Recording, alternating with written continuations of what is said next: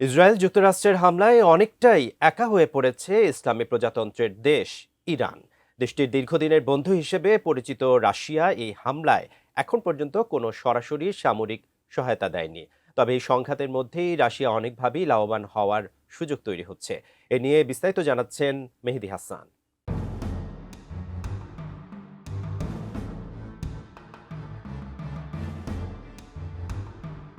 ইরানের বিরুদ্ধে বর্তমানে বহুমুখী আক্রমণ চালাচ্ছে ইসরায়েল যুক্তরাষ্ট্র।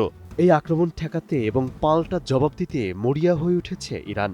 এমন সময় দেশটি অনেকটাই একা হয়ে পড়েছে। পাশে নেই তার বন্ধুপ্রতিম কোনো দেশ। আবার কিছু দেশ এই সংঘাত থেকে সরাসরি লাভবান হচ্ছে। এই প্রেক্ষাপটে তেমন একটি দেশের নাম রাশিয়া।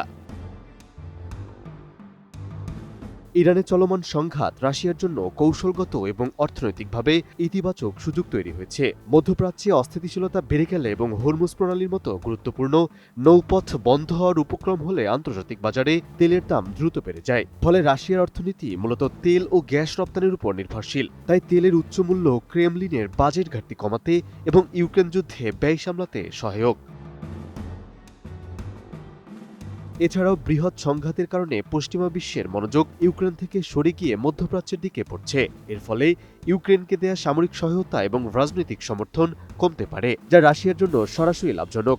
একই সঙ্গে ইসরায়েলকে রক্ষা করতে যুক্তরাষ্ট্রকে প্রচুর পরিমাণে আকাশ প্রতিরক্ষা সরঞ্জাম এবং গোলাবারুদের ব্যয় করতে হচ্ছে। ফলে ইউক্রেনের জন্য প্রয়োজনীয় সরঞ্জামের মজুদে টান পড়তে পারে, যা রাশিয়ার অবস্থানকে আরও শক্তিশালী করবে। উন্নত মানের কাঁচামাল আরআইএল অ্যাঙ্গেল এন্ড চ্যানেল। এখন কাঠের দিন শেষ, আরআইএল এর বাংলাদেশ। রাশিয়া বিকল্প শক্তি সরবরাহকারী হিসেবে আন্তর্জাতিক বাজারে আরও শক্ত অবস্থান করতে পারে। ইরান থেকে চীন বা ভারতের মতো বড় বাজারে তেল সরবরাহ বিঘ্নিত হলে রাশিয়া সেই শূন্যস্থান পূরণ করতে পারে। অতএব এই সুযোগ ইতিমধ্যেই রাশিয়ার চীনের সঙ্গে কৌশলগত সম্পর্ককে আরও সুসংহত করছে। ইরানের উপর পশ্চিমা চাপ বাড়লে দেশটি রাশিয়ার উপর আরও নির্ভরশীল হয়। 2025 সালের জানুয়ারি মাসে স্বাক্ষরিত 20 বছর মেয়াদী কৌশলগত অংশীদারিত্ব চুক্তি অনুযায়ী প্রতিরক্ষা, জ্বালানি ও প্রযুক্তির ক্ষেত্রে দুই দেশের সম্পর্ক আরও গভীর হয়েছে। ফলে রাশিয়ার আঞ্চলিক প্রভাব আরও দৃঢ় হচ্ছে।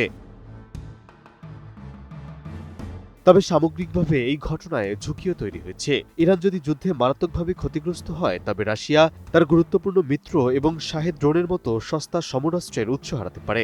যদিও রাশিয়া নিজ দেশে এসব ড্রোন উৎপাদন করছে, তবুও দীর্ঘমেয়াদী আঞ্চলিক অস্থিতিশীলতা যেকোনো সময় চ্যালেঞ্জ হয়ে দাঁড়াতে পারে। সর্বোপরি সংঘাতের সময় ইরান একা হয়ে পড়েছে, বন্ধু দেশগুলো পাশে নেই। আবার এই সংকটকালীন পরিস্থিতি রাশিয়ার জন্য কৌশলগত ও অর্থনৈতিক সুবিধা তৈরি করছে। মেহেদী হাসান, এটিএন নিউজ।